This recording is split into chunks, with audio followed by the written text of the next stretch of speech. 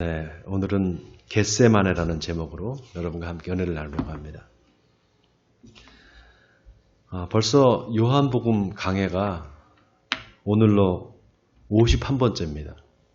굉장히 오랜 기간 동안 이 요한복음을 보게 됐는데요. 요한복음이 21장까지 있죠. 그래서 아마 앞으로 한 12~13번은 더 해야 될 것 같은데 이 강해 설교를 한다는 것이 장점이 있고 단점이 있어요. 장점은 성경을 자세히 전체를 다 볼 수 있는 장점이 있고요. 단점은 너무 한 부분을 계속 하다 보니까 아마 여러분이 조금 지겨울 수 있을 겁니다. 그러나 이 요한복음만큼은 한번 쭉 다 강해를 해볼 필요가 있습니다. 여러분들이 요한복음 전체의 내용을 한번 다 알 필요가 있어요. 왜냐하면 요한복음은 다른 복음서와 다르게 하나님께서 어떤 분이신가, 예수 그리스도가 어떤 분인가, 또 성령은 어떤 분이신가, 이 삼위일체 하나님에 대해서 가장 잘 설명하고 있는 그런 복음서입니다. 자, 오늘 요한복음 강해 51번째인데요. 지난 시간까지 우리가 예수님의 기도에 대해서 살펴봤죠. 요한복음 17장 전체가 예수님의 기도인데요. 그 기도를 하나로 딱 정리를 하면 예수님께서 하신 말씀 중에 아버지께서 내 안에, 내가 아버지 안에 있는 것 같이 저들도 다 하나가 되어 우리 안에 있게 하사 세상으로 아버지께서 나를 보내신 것을 믿게 하옵소서. 나를 믿게 하옵소서. 바로 모든 세상 사람들이 예수 그리스도를 믿게 해달라. 이게 바로 예수님의 기도의 목적이었습니다. 우리가 하나님께 기도하는 것 중에 이 기도, 바로 하나님, 저 사람도 나처럼 예수 믿게 해주세요. 나처럼 예수 믿게 해주시옵소서. 이 기도는 하나님이 가장 기뻐하시는 기도입니다. 여러분 아멘입니까? 다른 어떤 기도보다도 저 사람 예수 믿게 해주세요. 내가 아는 친구, 저 친구 예수 믿게 해주세요. 이 기도만큼 하나님께서 가장 기뻐하시고 꼭 들어주시는 기도입니다. 원하기는 여러분의 기도가 하나님을 기쁘시게 하는 기도가 되기를 주님의 이름으로 먼저 축원을 드립니다. 자, 예수님이 제자들을 위해서 기도를 하신 후에 이제 제자들과 함께 겟세마네 동산으로 올라가십니다. 자, 오늘 다 같이 본문 1절을 한번 같이 읽어보겠습니다. 한 목소리 읽겠습니다. 시작. 예수께서 이 말씀을 하시고 제자들과 함께 기드론 시내 건너편으로 나아가시니 그곳에 동산이 있는데 제자들과 함께 들어가시니라. 자, 그곳에 동산이 있는데 제자들과 함께 들어가셨다. 여기 나오는 동산이 바로 겟세마네 동산입니다. 자, 우리 한번 PPT를 보여주세요. 자, 여기 지도가 보이시죠? 네, 지도가 보이시죠? 지도에 보시면 왼쪽에 녹색으로 되어 있는 부분이 바로 성전입니다. 예루살렘 성전이죠. 그리고 성전 사이, 성전과 오른편에, 성전 바로 오른편에 감람산이 있죠. 네, 감람산이 있습니다. 그리고 그 가운데 시내가 흐르는데 그게 바로 기드론 시내입니다. 네, 그리고 기드론 시내 양쪽 가장자리가 바로 기드론 골짜기죠. 자, 예수님께서 이제 그 감람산에 있는 동산으로 가신 거예요. 바로 겟세마네 동산입니다. 자, 사진을 그 다음 거를 보여주세요. PPT 다음 걸 올려주세요. 여러분, 겟세마네 동산이 바로 이렇게 생겼습니다. 겟세마네 동산에 뭐가 있는가 하면 올리브 나무가 있어요. 올리브 나무가 굉장히 많이 있습니다. 제가 3년 전에 예루살렘 성전을 가봤어요. 3년 전에 성지순례를 갔는데요. 어떻게 가게 됐는가 하면 그것도 참 놀랍습니다. 우리 이제 그 감리교회는 연회가 있어요. 중부연회. 우리 이제 일산 동지방이 중부연회 소속입니다. 그 연회에서 매년 이 비전교회, 개척교회죠. 개척교회를 위한 세미나를 합니다. 근데 그 해에는 뭘 했는가 하면 비전교회에서 조금 한 단계 올라간, 그러니까 그거를 무슨 교회라고 하냐면 이제 비전교회 다음에 뭐더라? 잠깐 생각이 안 나네요. 아무튼 한 단계 더 높아져서 네, 도약교회 맞아요. 도약교회. 도약교회 세미나를 한다 그래서 거기 이제 우리 지방에서 추천을 받았는데 제가 추천을 받게 됐어요. 우리 교회가 거기 선정이 됐어요. 그래서 이제 거기 가게 됐는데 세미나를 10번을 하는 거예요. 돌아가면서. 예를 들면 하루는 뭐 인천에 있는 교회, 하루는 부천에 있는 교회 이렇게 돌아가면서 10번을 세미나를 하게 됐는데 그러니까 매번 장소가 바뀌고 또 가야 되니까 아침 일찍 가야 돼요. 그러니까 사람들이 별로 가기를 싫어해서 이제 중간에 하다가 이제 포기하는 교회들이 많았어요. 근데 저는 이때 뭐 처음이다 보니까 그냥 성실하게 참석을 했습니다. 근데 생각지도 않게 세미나가 거의 끝날 쯤 돼서 우리 중부연회 감독님이 갑자기 성지순례를 간다는 거예요. 같이 세미나에 참석한 교회들. 그러면서 한 번도 안 빠진 세미나에 한 번도 안 빠진 사람은 그냥 80만 원만 내고 가고 한 번 빠진 사람은 100만 원, 두 번 빠진 사람은 120만 원 이런 식으로 세상에 제가 오매불만 가고 싶었던 곳이 바로 이 예루살렘 성지순례였습니다. 하나님께서 제 소원을 들어주신 거죠. 그래서 제가 한 번도 안 빠지고 지각도 안 했어요. 그래서 80만 원만 내고 7박 9일로 이제 예루살렘을 갔다 왔습니다. 가서 이 예루살렘에서 이제 이 시온산에 올라가 봤어요. 시온산. 시온산에 여러분 뭐가 있습니까? 예루살렘 성전이 있잖아요. 그 예루살렘 성전에서 이제 쭉 내려와요. 산에서 내려오면은 바로 이제 기드론 시내가 있습니다. 그 시내를 건너면은 다시 그 다음 올라가는 거기가 바로 이제 감람산이에요. 바로 시온산 바로 맞은편에 있습니다. 제가 그 감람산에 이제 올라갔어요. 근데 어떤 목사님이 저한테 그러는 거예요. 목사님, 그 올리브산은 어디예요? 이렇게 물어보더라고요. 올리브산은. 네. 그래서 올리브산이요? 올리브산이 여기 감람산 아니에요? 그랬더니 여긴 감람산이죠. 올리브산이 있잖아요. 올리브산. 그래서 아니 감람산이라는 게 이거 올리브산은 이게 맞아요. 제가 여러분 그 감람유가요. 올리브유입니다. 네. 그래서 감람산이 바로 올리브산이에요. 그랬더니 그때부터 이제 그러냐고 그러면서 저를 이제 계속 따라다니면서 여기가 어디냐고. 제가 학교 다닐 때 히브리어 공부를 되게 열심히 했어요. 그래서 히브리어를 쓰고 읽고 할 수 있습니다. 그래서 갈 때마다 간판이 있잖아요. 히브리말로 쓰여진 간판이. 제가 읽을 수가 있잖아요. 그러니까 다른 목사님들은 모르는데 저는 알아요. 이정표만 보면 알 수 있잖아요. 그래서 여기가 어디다 이렇게 아니까 그 목사님이 저 옆에 따라다니면서 계속 어디냐고 이렇게 물어봤던 기억이 납니다. 그 감람산 중턱에 바로 이 겟세마네 동산이 있어요. 여러분 이 겟세마네라는 말이 올리브 기름을 짜는 기계를 말합니다. 올리브 기름을 짜는 기계를 겟세마네라 그래요. 아마 예수님 당시에 겟세마네 동산에 기름 짜는 틀이 있었던 것 같아요. 아무튼 예수님이 그 겟세마네 동산에 제자들과 함께 들어가셨습니다. 자, 그런데 2절에 보니까 그곳은 가끔 예수님이 제자들과 함께 모이시는 곳이라 가룟 유다도 그것을 알고 있었다 이렇게 나와 있어요. 여러분 한 가지 놀라운 게요. 다른 복음서에 보면은 예수님께서 이 겟세마네 동산에서 기도하셨다는 내용이 나옵니다. 그렇죠? 예수님께서 뭐라고 기도하셨습니까? 하나님, 이 잔을 내게서 옮겨주시옵소서. 간절하게 예수님께서 기도하셨단 말이죠. 왜냐하면 이제 예수님께서 곧 잡히셔서 십자가에 달리시기 때문에 하나님 앞에 기도하신 거예요.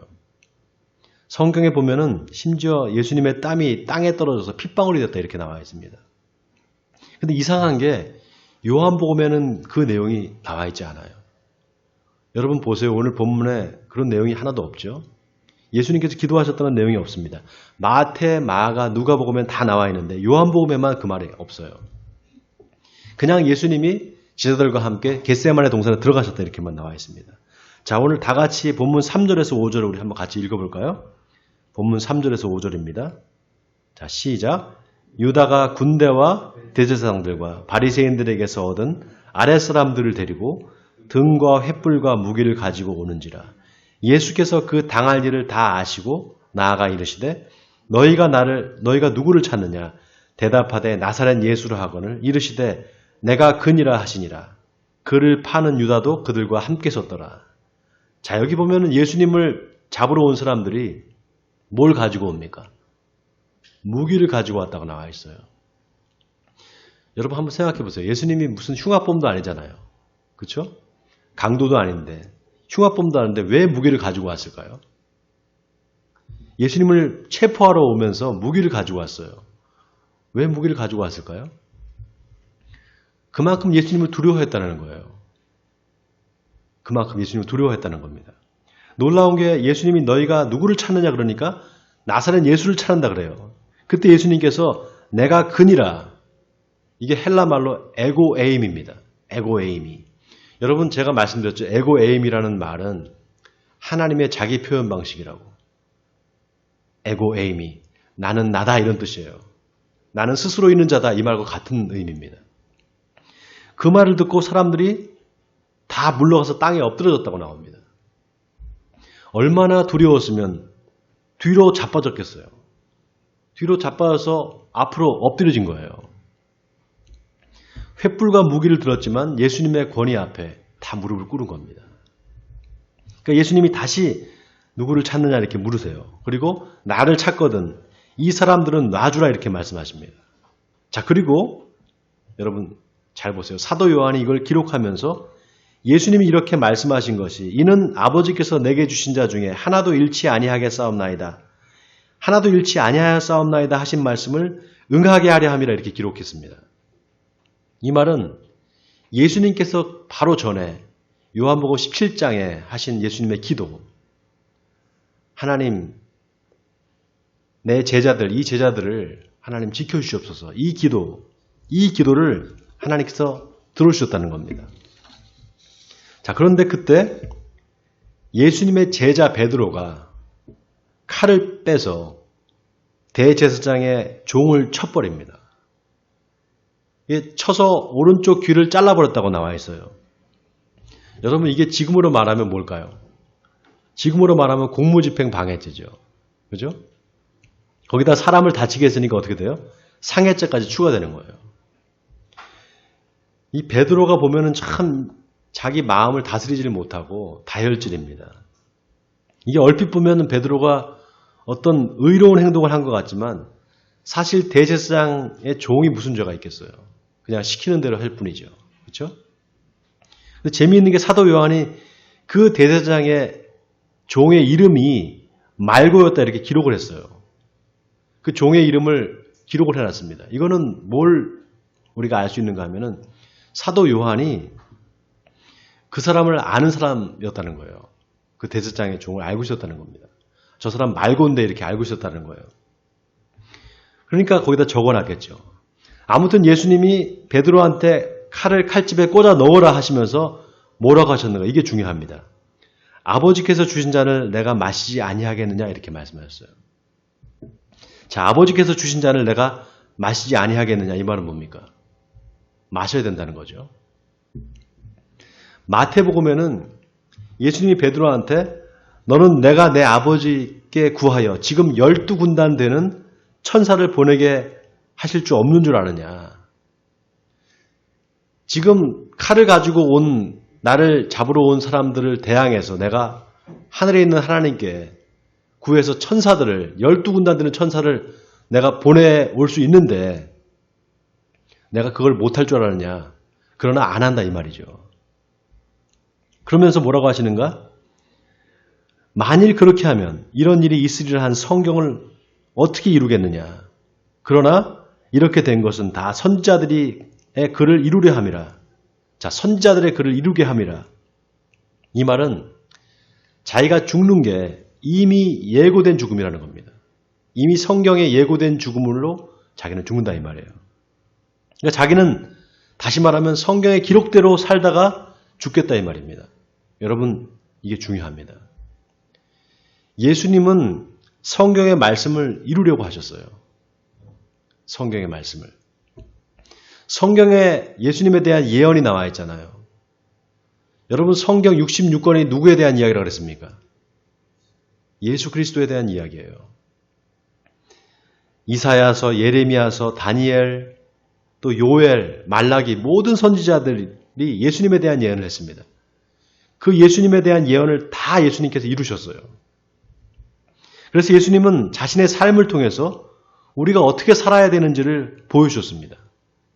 그게 뭔가 바로 성경의 말씀을 이루는 삶을 살라는 겁니다. 자, 따라하겠습니다. 말씀을 이루는 삶을 살자. 하나님의 말씀을 이루는 삶을 살아야 됩니다.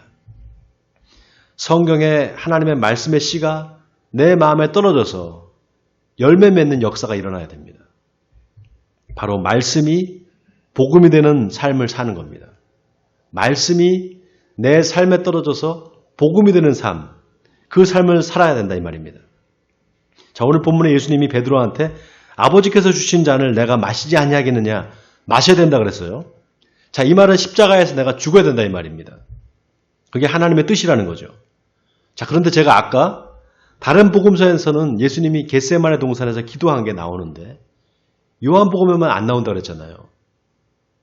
제가 설교 준비하면서 왜 요한복음에는 이게 안 나올까? 하나님께 물어봤어요. 왜 하나님 이 요한복음에만 이 내용이 안 나옵니까? 하나님께서 놀라운 걸 보게 해주셨어요. 여러분 오늘 본문 1절에 보면은 예수님이 제자들과 기드론 시내 건너편으로 가시니 그곳에 동산이 있는데 제자들과 함께 들어가시니라 이렇게 시작이 되죠. 여러분 잘 보세요. 그런데 거기 딱 단서가 붙어 있어요. 그런데 예수를 파는 유다도 그것을 알더라 이렇게 나와 있습니다. 그렇죠? 제가 이걸 보면서 문득 창세기 3장이 생각나는 거예요. 창세기 3장. 여러분 창세기 3장에 보면 뭐가 나옵니까? 창세기 3장에 뭐가 나와요? 에덴 동산이 나오잖아요. 에덴 동산에 나오죠? 에덴 동산에 아담과 하와 또 누가 있습니까? 에덴 동산에 누가 나와요? 아담과 하와가 나오고 그다음에 또 누가 나와요? 뱀이 나오잖아요. 맞네요. 우리 레아 씨가 잘 알아요. 뱀이 나오잖아요. 뱀이 하와를 유혹하죠? 뱀이 하와를 유혹해서 선악과를 따먹게 하잖아요. 여기서 뱀은 사탄을 말하는 거예요. 여러분. 그렇죠? 뱀은 사탄을 말하는 겁니다. 여러분 가룟 유다한테 예수님을 팔 생각을 누가 넣어줬어요? 예? 가룟 유다한테 예수님을 팔 생각을 누가 넣어준 거예요? 사탄이 넣어준 거죠. 요한복음 13장에 보면 예수님이 제자들과 함께 식사를 하시면서 내가 떡 한 조각을 찍어서 주는 자가 나를 팔자다 이렇게 말씀하시면서 떡을 찍어서 가룟 유다한테 주세요. 그때 성경에 보면 그 조각을 받은 후에 곧 사탄이 그 속에 들어갔다고 나와 있습니다. 자, 그러니까 오늘 본문에 예수님이 제자들과 함께 동산에 들어가시니라. 그런데 예수를 팔 가룟 유다도 그것을 알더라 이 말은 뭡니까? 사탄도 그것을 알더라 이 말이에요. 사탄도 그것을 알더라 이 말입니다. 그러니까 여기 겟세마네 동산이 마치 에덴 동산을 이야기하는 것 같아요. 저는 그렇게 생각이 들었어요. 자, 또 보세요. 그런데 가룟 유다가 사람들을 데리고 예수님을 잡으러 왔을 때 베드로가 어떻게 합니까? 칼을 들고 대제사장의 종의 귀를 쳐서 잘라버리잖아요. 그죠? 여러분 아담과 하와가 선악과를 먹고 나서 하나님 뭐라고 하십니까? 아담과 하와가 선악과를 먹고 나서 하나님 뭐라고 하셔요? 우리 한번 성경을 찾아보겠습니다. 창세기 3장 22절이에요. 제가 가지고 있는 성경 5페이지입니다. 창세기 3장 22절.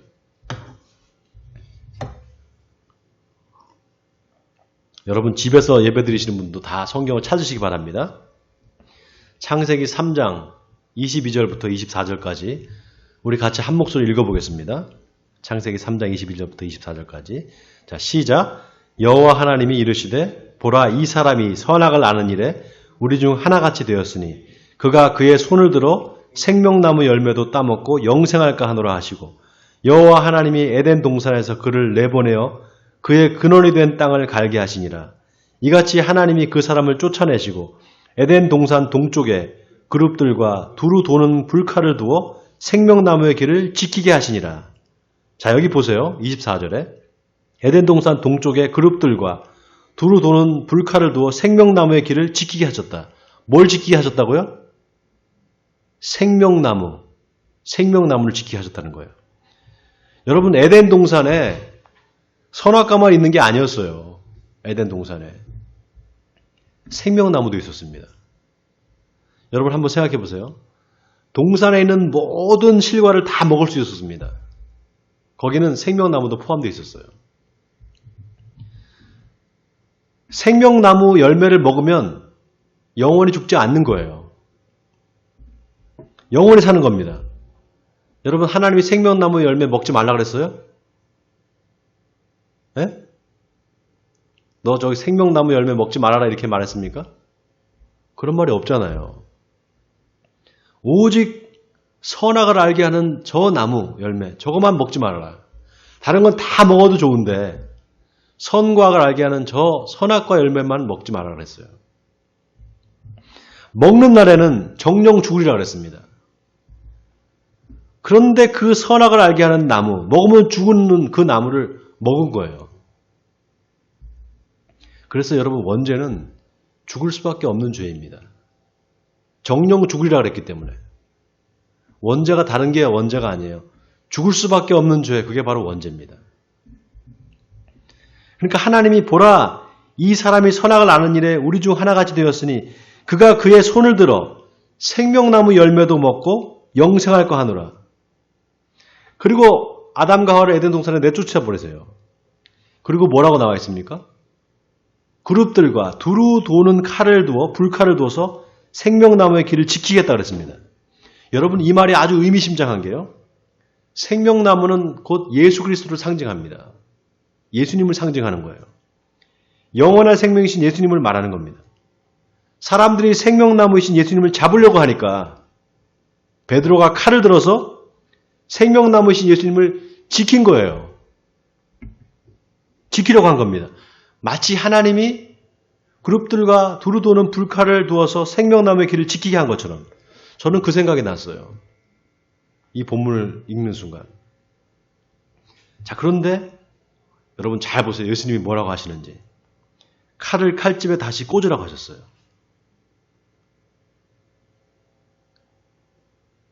그러면서 뭐라고 하셨습니까? 아버지께서 주신 잔을 내가 마시지 아니하겠느냐? 마셔야 된다 그랬습니다. 왜냐? 그게 바로 하나님의 뜻이기 때문에 내가 그 하나님의 뜻을 따라야 된다 이 말입니다. 순종한다 이 말이에요. 아니 그러면 하나님의 뜻이 바뀐 거냐? 생명나무의 길을 지키게 했는데 바뀐 거냐? 아닙니다 여러분. 하나님이 우리를 창조하실 때, 인간들을 창조하실 때 한 100년만 살고 죽게 만드시지 않았어요 우리를. 그 증거가 뭔지 아세요 여러분? 성경에 보면은 사람들이 800살, 900살까지 삽니다. 800살, 900살까지 살았어요. 아담이 몇 살까지 살았냐? 930살까지 살았습니다. 노아의 홍수 이전의 사람들의 평균 수명이 800살, 900살이었어요. 소위 천수를 누렸던 거예요. 천수를. 제일 오래 산 사람이 누굴까요? 성경에서 제일 오래 산 사람. 예? 이거 옛날 코미디 프로에서도 뭐 했었는데 이거를 모르세요? 무드셀라죠. 무드셀라. 무드셀라가 969살까지 살았어요. 사람들이 이거 믿지 않죠. 무슨 사람이 900살까지 사는 말도 안 된다 그러죠. 최근에 고고학자들이 탐사를 하다가 고대 벽화를 발견했어요. 그런데 태양의 모양을 동그랗게 그리지 않고요. 동그랗게 그리지 않고 반원을 두 개 합쳐져 있는 거. 반원을 그려서 두 개가 붙어 있는 것처럼 그렇게 그려놨어요. 태양을 그렸는데 마치 모래시계처럼. 과학자들이 이걸 연구하면서 왜 이렇게 그려놨을까? 나중에 근데 그게 왜 그런지 밝혀냈어요. 여러분, 지구가 홍수 이전에는 대기권에 엄청난 물층이 있었습니다.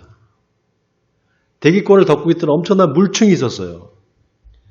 그래서 그 우주에서 오는 여러 가지 나쁜 광선들을, 유해한 광선들을 차단시켜줬어요. 그 물층이. 그래서 그 물층이 있을 때 지구에서 태양을 보면 빛의 굴절 때문에 그렇게 보였다는 거예요, 태양이. 그래서 반원을 두 개 겹쳐지는 모양으로 그렇게 그렸다는 거예요. 그러니까 900살까지 살았다는 게 이게 거짓말이 아니었던 겁니다. 그런데 홍수로 그 물증이 다 내려앉아 버렸어요. 다 떨어진 거예요. 그래서 인간의 수명이 엄청나게 줄어버립니다. 창세기 9장에 그 사건이 나와 있잖아요. 이제 120살로 줄인다고. 여러분, 하나님이 인간을 창조하실 때 영원히 사는 존재로 창조하셨습니다. 영원히 사는 존재로. 그래서 인간은 영혼을 갈망할 수밖에 없어요. 어떤 동물이 영혼을 갈망합니까? 인간밖에 없어요. 전도서 3장 11절에 하나님이 모든 것을 지으시되 때를 따라 아름답게 하셨고 또 사람들에게는 영혼을 사모하는 마음을 주셨느니라. 그러나 하나님이 하시는 일의 시종을 사람으로 측량할 수 없게 하셨도다. 자, 바로 이 부분. 하나님이 하시는 일의 시종을 사람으로 측량할 수 없게 하셨도다. 이 부분이 중요합니다. 이 부분이 아주 의미심장해요. 하나님이 영혼을 사랑하는 마음을 주셨어요. 그러나 하나님이 하시는 일을 사람으로 측량할 수 없게 하셨다. 이 말은 뭡니까? 하나님의 뜻을 구할 수밖에 없는 존재로 인간을 만드셨다는 거예요. 하나님의 뜻이 뭡니까? 알 수 없기 때문에 하나님의 뜻을 계속 구하는 존재로 만들었다는 겁니다. 그럴 수밖에 없는 게 사람이 누구나 죽잖아요. 그렇죠? 누구나 죽습니다. 그러면 죽으면 끝이라고 말해요. 그렇죠? 사람 죽으면 끝이지 뭐 이렇게 말하죠. 그러나 뭔가 다른 세계가 있을 거라고 기대해요. 사람들이. 그렇지 않아요? 예수를 안 믿고 죽은 사람들도 마찬가지예요. 예수를 안 믿고 죽는 사람들도요. 장례식장에 가보면 사람들이 다 이구동성을 하는 말이 있어요. 좋은 데 가셨을 거라고. 예수 안 믿는 사람들한테도 그런 말을 합니다. 이거는 죽음이 끝이 아니라는 것을 본능적으로 우리가 알고 있다는 거예요. 자, 그런 의미에서 오늘 본문에 우리에게 주는 아주 중요한 메시지가 있어요. 예수님이 내가 아버지께서 주시는 잔을 받지 않겠느냐, 아버지의 뜻을 거역하겠느냐 이 말이죠. 다시 말하면 하나님이 하시는 일을 내가 따를 수밖에 없다 이 말이에요. 그 아버지의 뜻은 뭐냐? 바로 모든 사람들이 다 생명나무에 가까이 와서 생명나무 열매를 먹는 것이다 이 말입니다. 여러분 놀라운 게 요한계시록에 보면은요. 생명나무에 대한 이야기가 나옵니다. 우리 또 한번 성경 찾아볼까요? 요한계시록 22장. 요한계시록 22장 1절에서 2절 우리 같이 한번 읽어볼까요? 제가 가지고 있는 성경 422페이지입니다. 집에 계시는 분들도 다 성경 찾으시기 바랍니다. 요한계시록 22장 1절에서 2절. 자, 찾으셨으면 우리 또 같이 한 목소리 읽겠습니다. 시작. 또 그가 수정같이 맑은 생명수의 강을 내게 보이니 하나님과 및 어린 양의 보좌로부터 나와 길 가운데로 흐르더라. 강 좌우에 생명나무가 있어 12가지 열매를 맺되 달마다 그 열매를 맺고 그 나무 잎사귀들은 만국을 치료하기 위하여 있더라. 자, 생명수의 강이 하나님과 및 어린 양의 보좌로부터 나온다. 어린 양의 보좌, 바로 예수 그리스도를 말하는 거예요. 예수 그리스도부터 나온다는 거예요. 생명수가. 그리고 그 생명수의 강이 나와서 길 가운데로 생명수가 흐릅니다. 그리고 강 좌우에 뭐가 있어요? 생명나무가 있어요. 생명나무에 가지가 12개 가지가 있습니다. 바로 이스라엘의 12지파를 말하는 거예요. 그 가지마다 열매를 맺는데 달마다 맺어요. 그리고 그 나무 잎사귀들은 만국을 치료하기 위하여 있다 그랬습니다. 여기서 만국은 세상에 있는 모든 나라 백성들을 말하는 거예요. 하나님의 뜻이 모든 사람들에게 이 생명나무의 열매를 먹게 하시는 거, 그게 바로 하나님의 뜻이라는 겁니다. 사랑하는 성도 여러분, 하나님은 이미 창세 전에 우리를 구원하실 계획을 다 갖고 계셨어요. 바로 생명나무이신 예수님을 보내주셔서 그를 믿음으로 말미암아 영원한 생명을 주시려는 그 계획입니다. 그게 바로 하나님의 계획이었습니다. 그 계획은 이미 이루어졌습니다. 2000년 전에 예수님이 십자가를 지고 죽으시고 3일 만에 부활하실 때 그로써 모든 게 다 이루어졌어요. 여러분 예수님께서 십자가에서 돌아가실 때 마지막으로 하신 말씀이 뭡니까? 다 이루었느니라 였어요. 우리가 뭘 믿어야 되느냐? 바로 이 사실을 믿어야 됩니다. 예수님께서 다 이루었다는 이 사실.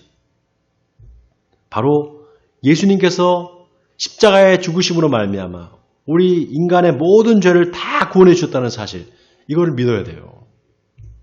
그 사실을 믿는 사람한테 하나님의 자녀가 되는 권세를 주십니다. 아멘입니까? 그리고 우리를 통해서 믿지 않는 영혼을 구원하기를 바라세요. 우리를 통해서. 하나님의 뜻이 하늘에서 이루어진 것 같이 땅에서도 이루어지이다. 하나님은 저와 여러분을 통해서 모든 사람들이 예수를 믿고 구원받기를 바라십니다. 원하기는 그 하나님의 소원을 이루어드리는 저와 여러분이 되기를 바랍니다. 그래서 하나님께 영광을 돌리시는 저와 여러분 되시길 주님의 이름으로 간절히 축원드립니다.